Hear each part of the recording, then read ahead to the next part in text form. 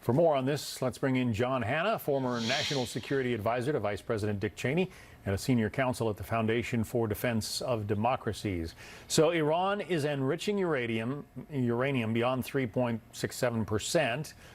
There's only one thing you can do with that, right? Make weapons?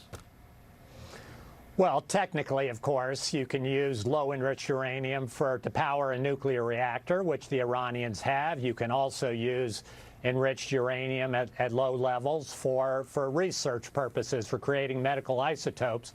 But we now have a long history with Iran, more than 20 years, in which we know that the Iranians had a very well-developed nuclear weapons program in the early 2000s. The Israeli nuclear archive that they took out of Iran a few months ago establishes that with a certainty. Iran was dead set on getting nuclear weapons. The fact that they maintained that archive suggests that they have every intention of going for nuclear weapons again. So how far are they from it? Well, under the nuclear deal that the Obama administration negotiated, they were about a year away from being able to make a dash to a bomb. Over the last couple of weeks, they've undertaken very deliberate, calibrated breaches of that nuclear deal. It's put them a little bit closer, several weeks, maybe a month or two closer to being able to get a bomb. But this is really, I think, John, more about a diplomatic back and forth. The Iranians trying to create a crisis that will force the United States to back off of these sanctions rather than risk a military conflict with the Iranians. Right now, this is not an Iranian mad dash to a bomb. But the United States doesn't seem inclined to let up on the sanctions, and the Europeans don't either, especially with this news that Iran is enriching beyond the stated limits. That's exactly right. I don't expect the Trump administration to let up on these sanctions, but I think it does have some time to see if the Europeans are going to make good on multiple warnings that they've issued to the Iranians. They've said to the Iranians, we understand you're frustrated with the United States. We understand your economy is being crushed by the U.S. economic sanctions. But if you try to leave this nuclear deal, if you violate it, we're going to have to come down on you with new sanctions.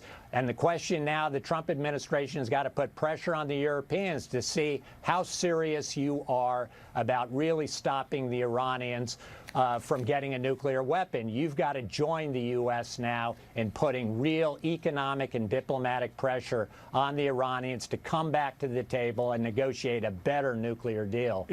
Isn't that essentially what the French president did? Said, let's talk, let's get some negotiations going? That's what he's done. He's sort of bought himself another week here to see whether the Iranians will come back to the table. I'm doubtful that that's going to work. I hope it does, but I doubt it will, and therefore I think the Europeans at some point in time are going to be faced with a decision whether or not they're willing to back up their words with real action to impose some costs on the Iranians for breaching this deal and telling the Iranians, don't go farther, don't test us further. Well, and the Iranians have said they will. They plan to continue to breach the deal. They say they will take steps every 60 days to do so until they get some kind of sanctions relief. So how should the world react? Well, I think, the United States has got to keep its sanctions pressure on. I think we do have to give the Europeans some amount of time to try and get the Iranians to the table or try to get them to reverse these violations. But if they can't, the Europeans have got to join us in putting increased diplomatic and economic pressure against the Iranians. And I still believe that there is a chance that this is really a diplomatic back and forth. The Iranians have had to try escalation and pressure and to try and swing a few punches at the United States before they have to climb down this ladder and return to the negotiations because, John, their economy is absolutely being crushed. Their oil exports have been reduced by up to 90%. They cannot survive this much longer. Certainly, I don't think they can wait the 18 months it'll take before Donald Trump might be out of office in 2021. Jon Hanna from the Foundation for Defense of Democracies. Thank you, Jon. Thank you, John.